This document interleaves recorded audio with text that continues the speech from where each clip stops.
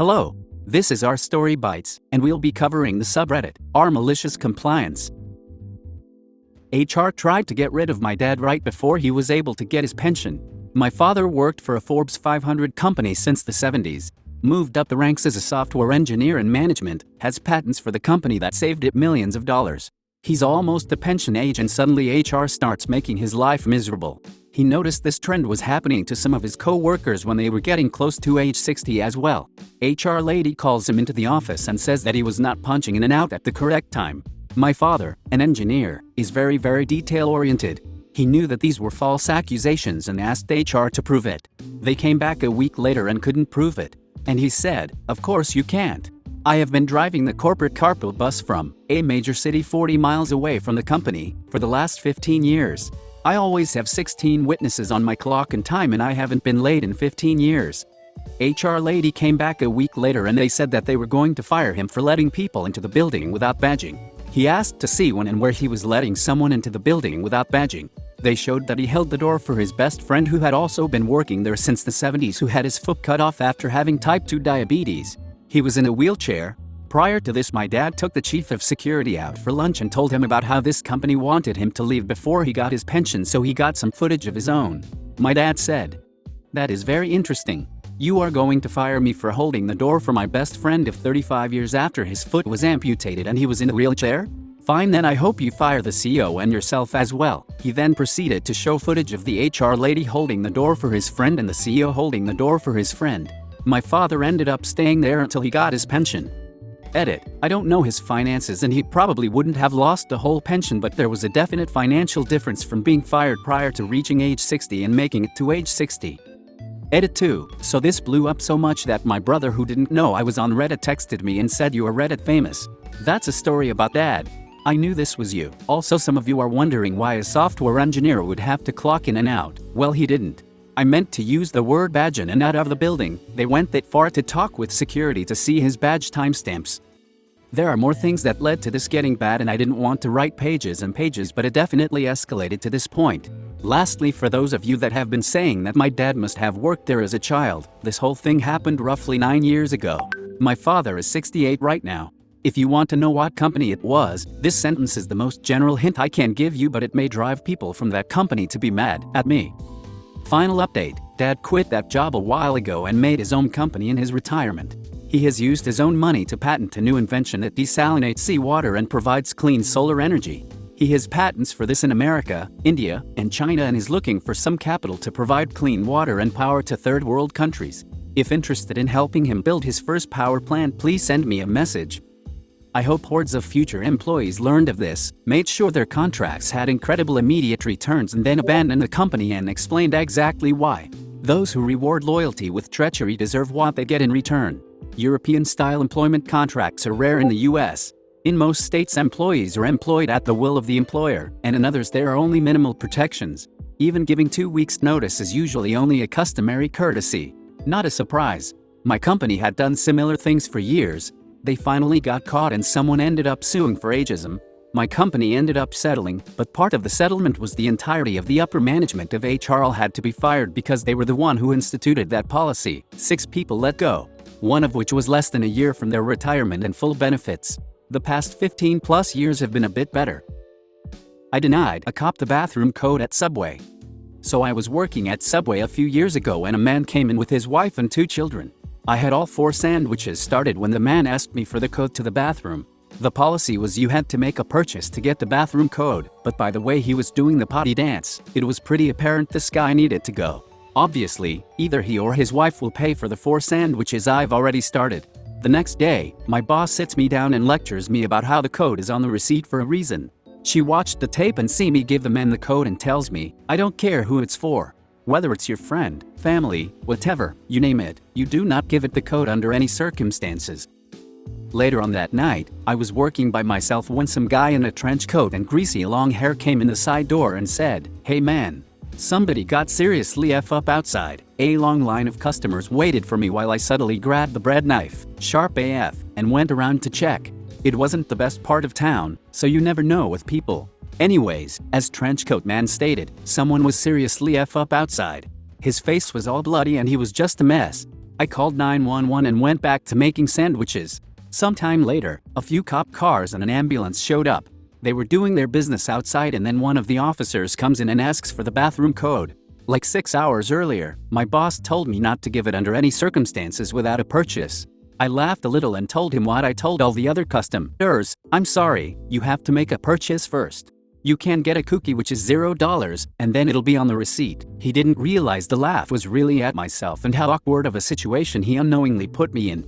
Nor did I have a chance to explain it before the laugh and the rejection of the bathroom code caused the cop to become straight up furious. He gives me 3 warnings to give him the code. Each time I tell him I'm not going to give it to him and the customers are on my side telling him I'm just doing my job. After his 3rd warning, he shook his head and muttered, "I can't believe you're interfering with an ongoing investigation," and he uses the walkie on his shoulder to get some information. About 5 minutes later, one of the cops handed me a phone. I answered and my manager said, "Are you effing serious?" Long story short, the cop got the bathroom code and a free bag of chips. Want me to F up some girl's life? Hell nah. Old story, but in 2007 I was involved in a traffic accident on the I-95 I-695 ramp in Baltimore. Traffic went from the speed limit, 55 miles per hour, to a dead stop around the curve of the exit in a space of 500 feet, and it had just started raining. I and my Honda Accord managed to stop literal inches from the person in front of me's bumper. I had enough time to have half a sigh of relief before I was rear-ended so hard that the can of tea in my waist-level console cup holder wound up splattered all over the windshield. I get out of the car and the person who hit me is literally crying blood. She's driving a Saturn that is at least a decade old and the ancient airbag broke her nose and blacked both of her eyes. She's also crying for real, because this is her only transportation. I go fuck, grab an umbrella out of my now weirdly shaped back seat, and hold it over her while she sobs, explains her brakes had been locking up lately and she was literally on her way to the mechanics, and tries to text her boyfriend to pick her up. She's crying so hard that she drops her phone twice. And then a cop shows up. Baltimore cops are bastards. So he writes this girl a ticket about failure to control speed to avoid an accident and reckless endangerment and half a dozen other bullshit things to where the ticket would literally cost more than a new car and she might get her license revoked and or jail time. She's hysterical. I talk to her, reassure her it's not her fault, and manage to swap insurance info. Fast forward 2 months. I had mild whiplash, but I'm healed up and mostly good regarding the accident. Have a new car and everything. I get a notice in the mail that I am requested to be a witness for this poor girl's trial for her ticket. Don't have to show, but it'd be nice.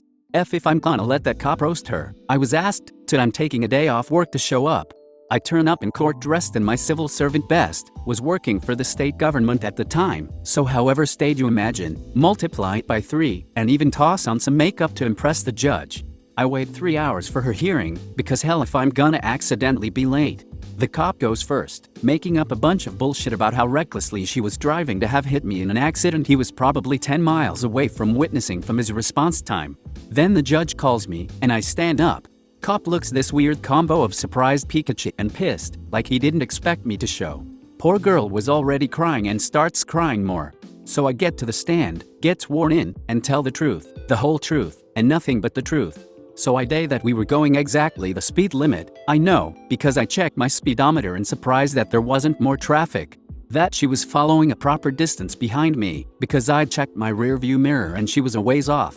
That it had just started raining after a dry week, so the road was greasy as fuck and I knew that because I'd almost slid into the car in front of me, only saved by my car's ABS. That her wheels had locked because I'd heard the screech and seen the skid marks, and that she definitely wasn't at fault because she was on her way to get her car's old-ass ABS fixed.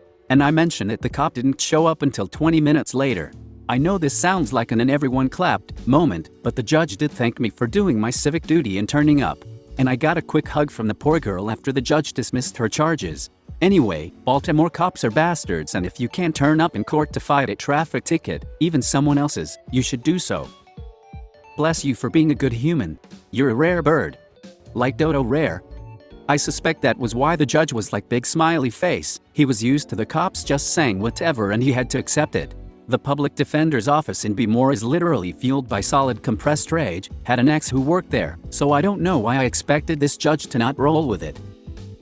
Rental car company told me where to leave my keys and when I left them there, tried to charge me for an extra day. So I refused to give them the car back until last minute.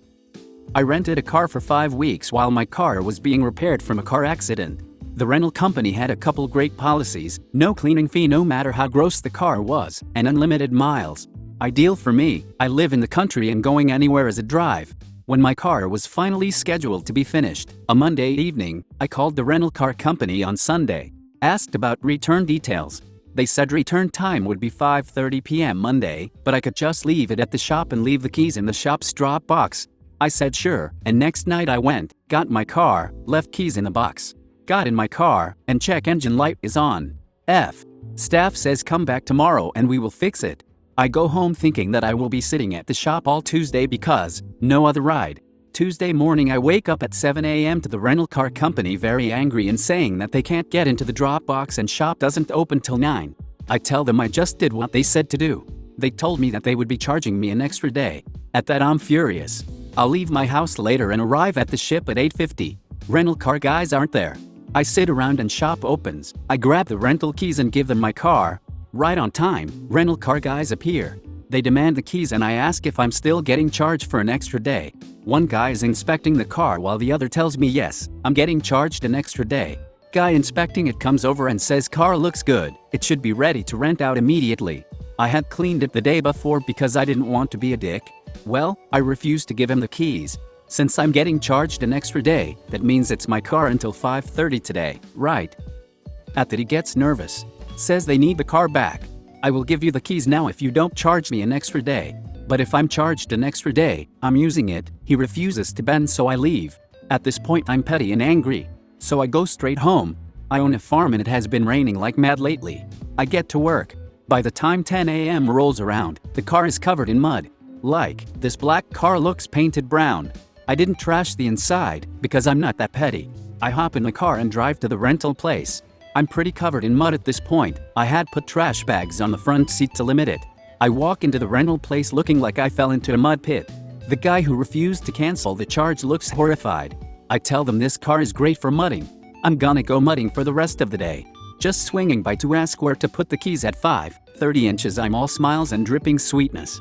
I watch the life leave him, his shoulders slump, and he says if I return the car now they will cancel the charge because they need to rent out the car. I give them the keys and take an Uber to the shop, where my car is ready. No cleaning fee and no extra day charge. Ha. Edit. Alright, might as well address the few things y'all are being about lol. The Uber I called the Uber after I walked out of the rental car place. It took half an hour to arrive. I had brought extra trash bags, so I stripped down a bit, shorts and undershirt, and put on 2 trash bags that I cut holes in, put my clothes in a bag, let the mud on my exposed body parts flake off. Did I look absolutely ridiculous? Yes.